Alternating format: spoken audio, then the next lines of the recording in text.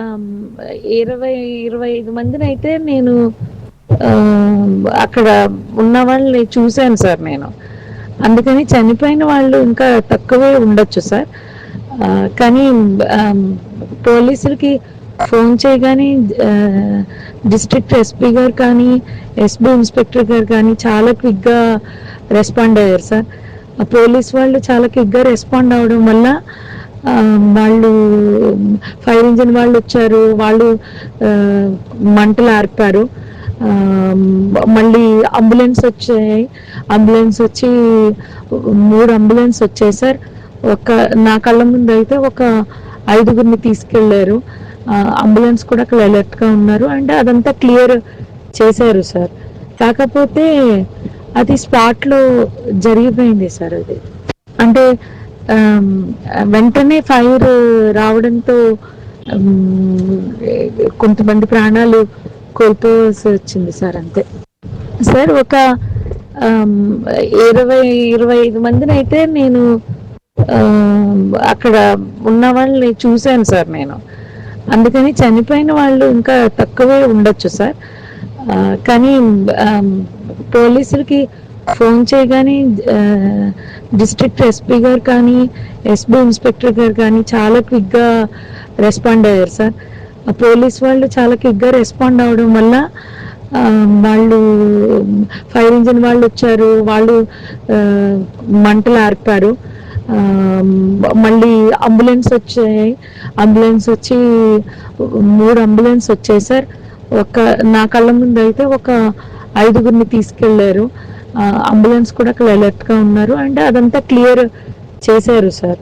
కాకపోతే అది స్పాట్లో జరిగిపోయింది సార్. అది అంటే ఆమ్, వెంటనే ఫైర్ రావడంతో ఆమ్, కొంతమంది ప్రాణాలు కోల్పోవాల్సి వచ్చింది సార్. అంతే సార్. ఒక ఆమ్, 25 మందినైతే నేను అక్కడ ఉన్న వాళ్ళని చూశాను సార్ నేను.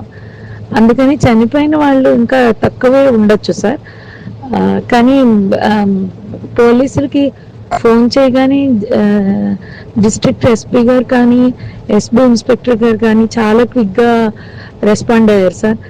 పోలీస్ వాళ్ళు చాలా క్విక్గా రెస్పాండ్ అవ్వడం వల్ల వాళ్ళు ఫైర్ ఇంజిన్ వాళ్ళు వచ్చారు, వాళ్ళు ఆ, మంటలు ఆర్పారు. ఆ, మళ్ళీ అంబులెన్స్ వచ్చాయి. అంబులెన్స్ వచ్చి 3 అంబులెన్స్ వచ్చాయి సార్. ఒక నా కళ్ళ ముందు అయితే ఒక 5గురిని తీసుకెళ్లారు. అంబులెన్స్ కూడా అక్కడ అలర్ట్గా ఉన్నారు అండ్ అదంతా క్లియర్ చేశారు సార్. కాకపోతే అది స్పాట్లో జరిగిపోయింది సార్. అది అంటే ఆమ్, వెంటనే ఫైర్ రావడంతో ఆమ్,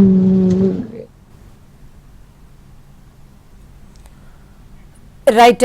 మనం ప్రత్యక్ష సాక్షి చెప్పిన మాటలు కూడా విన్నాం. ఆల్ ఆఫ్ సడన్ గా ఫైర్ రావడంతో ఏం జరుగుతుందో తెలిసేలోపే పూర్తిగా మంటలు అంటుకున్నాయి అని చెప్పి ఆమె చెప్పడం జరిగింది. ఒక 20-25 మంది కూడా బయటికి వచ్చే ప్రయత్నం చేశారు. సో వాళ్ళందరూ సేఫ్ గా ఉన్నారు.